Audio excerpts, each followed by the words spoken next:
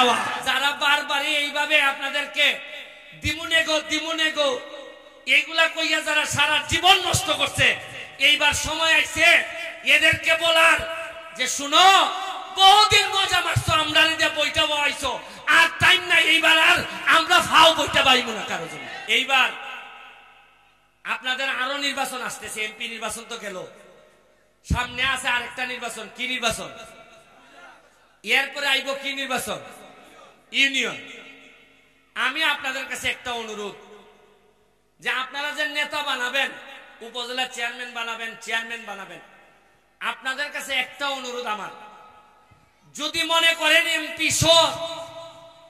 MP একটা তরুণ ছেলে, সে ঘাম দিয়ে গোসল করতে পারে, যদি আপনাদের এইরকম মনে হয়, তাইলে অবশ্যই আমাকে সাপোর্ট করার জন্য আরেকটা তরুণ একটা সৎ ছেলের চেয়ারম্যান বানাবেন, এইটাই আপনাদের কাছে আমার চাওয়া। আর আমি সৎ, আর চেয়ারম্যান বানাইলেন অসৎ। আমি সৎ, উপজেলা চেয়ারম্যান বানাইলেন 2 নম্বর। আমি শেখ হাসিনার কাছ থেকে বরাদ্দ আনবো, আইনা উপজেলা চেয়ারম্যানের মাধ্যমে চেয়ারম্যানরে দিব, আর এরা মিললে যদি কাটিং করে খাইয়া ফেলে, আমি আর কিচ্ছু করতে পারবো না। আমি কি প্রতিদিন নালু আইতে পারবো? আমি কি ঘরে ঘরে গিয়ে বলতে পারবো যে পাইছনি বরাদ্দ? আপনাদের কাছে আমার একটা চাওয়া, যারা বারবারই এইভাবে আপনাদেরকে দিমুনে গো এইগুলা কইয়া যারা সারা জীবন নষ্ট করছে, এইবার সময় আইছে এদেরকে বলার যে শুনো, বহুদিন মজা মারছো, আমরা বইটা বইছো, আর টাইম নাই, এইবার আর আমরা ফাও বইটা পাইব না কারো জন্য। আমি আপনাদের কাছে এই আশীর্বাদটুকু চাই, দায়িত্ব খালি আমার এখান না। আপনি যদি ভাইবা থাকেন যে এমপি বানাই দিছে, সব দায়িত্ব ওর, আমাদের কোনো দায়িত্ব নাই, তাইলে আমার ক্ষতি করবেন আপনারা। শুনেন, সৎ মানুষরা যদি একত্রিত না হয়, এই সমাজ টিকাইতে পারবেন না। অসৎ মানুষরা তো এমনিতেই রাইতের মধ্যে আর মিল।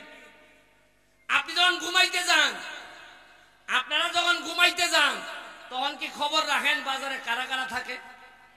সব 2 নম্বর লোক, এরা রাইতে মিল, এরার কোনো দল নাই, এরা রাইতে গাছ কাটা, বালু মাটি, এরা সব রাইতে মিল। আর ভদ্রলোকরা তো থাকে ঘুমে, এই জন্য কেউ গরু চুরি করে নিয়ে যায়, এই বালু চুরি করে নিয়ে যায়, এইগুলা করে এরা অনেক মিল।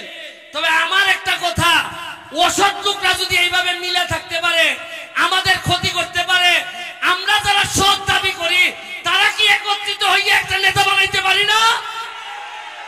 নাইলে একসাথে না হইলে আমরা পারবো না এদের সাথে। এরা অনেক শক্তিশালী।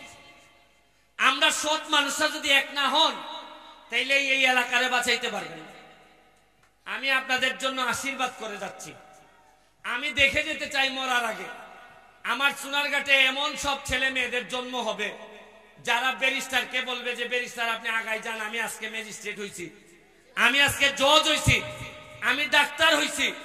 আমি বিশ্বাস করেন মরার আগে বা এই এমপি থেকে রিজাইন করার আগে আমি সবচেয়ে খুশি হব যদি আমার একটা চা বাগানের শ্রমিকের ছেলে মেয়ে আইসা বলে যে ব্যারিস্টার এখন অনেক হইছে, আমি এখন অনেক বেশি যোগ্যতা সম্পন্ন, আপনি আমার এমপি পদটা আপনি আমারে দিয়ে দেন।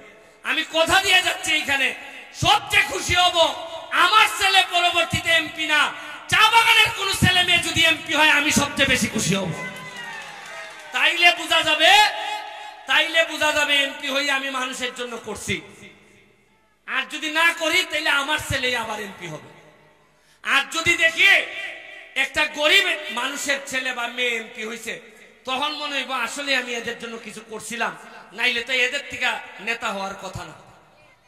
আমি আপনাদেরকে আবারও, লিটন এখানে অনেক কষ্ট করছে, আমাদের পঞ্চায়েত এখানে যারা আছেন আপনারা সবাই আমার নির্বাচনে অনেক কষ্ট। আমি আপনাদেরকে তো কিছুই দিতে পারবো না, দোয়া ছাড়া আশীর্বাদ ছাড়া আপনাদেরকে কিছুই দিতে পারতেছি না।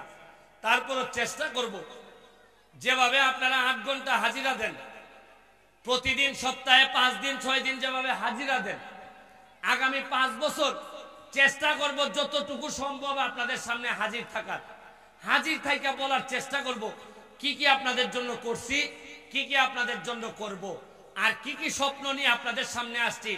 আপনারা যেভাবে হাজিরা দেন, আমিও এইভাবে হাজিরা দিব। এই কথা বলে জননেত্রী শেখ হাসিনার জন্য দোয়া চেয়ে,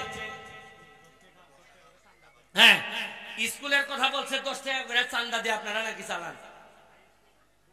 এখন লিটনের মাধ্যমে এখানে যারা পঞ্চায়েত আছেন সভাপতি সহ তারা আবার আমার সাথে বৈশা আমার মাথার মধ্যে খালি ঘুরে যে আমু থেকে নালুয়া রাস্তা, আমু থেকে নালুয়া রাস্তা, এটা কবে করবো? এটা না করে আমি শান্তি পাইতেছি না দোলনা পর্যন্ত। এইটা করা আমার মাথার মধ্যে সারাক্ষণ ঘুরে। এর সাথে স্কুল যেগুলো আছে, মন্দির যেগুলো আছে, সব তুমি আমার সাথে যোগাযোগ করে 6 মাস পরে পরে আমার নামে বরাদ্দ আসে। এইখান থেকে আপনারা প্রতি 6 মাস অন্তর অন্তর আপনারা নিতে পারবেন।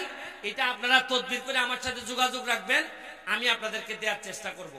আর ঘন ঘন যখন আপনাদের সামনে আইসা দাঁড়াবো তখন তো আপনাদেরকে বলতে হবে আমি কি করছি না করছি। আর যদি 5 বছরে একবার আসি তাইলে তার জবাব দিয়ে থাকে না। আমি বারবার আপনাদের এখানে আসবো। আর বাচ্চা মেয়েদের ছেলেদেরকে বলে যাচ্ছি তোমরা পড়াশোনা করো, পড়াশোনা ছাড়া কোনো মুক্তি নাই। আর তোমরা যারা বাচ্চা নালুয়া বাগানের জন্য আমি তোমাদের জন্য 10,000 টাকার ফুটবল এখন দিয়ে যাচ্ছি। তোমরা 10,000 টাকার ফুটবল দিয়ে যাচ্ছি। আর মেয়েদের জন্য নালুয়া বাগানের মেয়েদের জন্য তোমরা যা ইচ্ছা কিনবা তোমাদেরকে আরো 10,000 টাকা দিয়ে যাচ্ছি, 20,000 টাকা। তোমরা বাচ্চারা এই 10-20 আমি এখন নগদ দিয়ে যাচ্ছি, তোমরা যা ইচ্ছা করবা। আর একটা জিনিস, আমি কোনো এমপি না, আমি কোনো সাপ না।